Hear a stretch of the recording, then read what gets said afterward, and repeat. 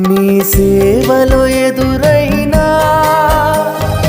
ఎన్నో సమస్యలలో నా బలమును చూచుకొని నిరాశ చెందితిని.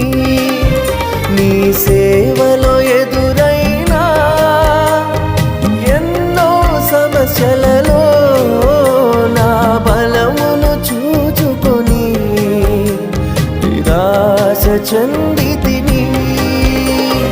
భారమైన ఈ సేవను ఇక చేయలేనని అనుకొనగా, భారమైన ఈ సేవను ఇక చేయలేనని అనుకొనగా, ప్రధాన యాజకుడా యేసు నీ అనుభవాలతో బలపరచితివి. ప్రధాన యాజకుడా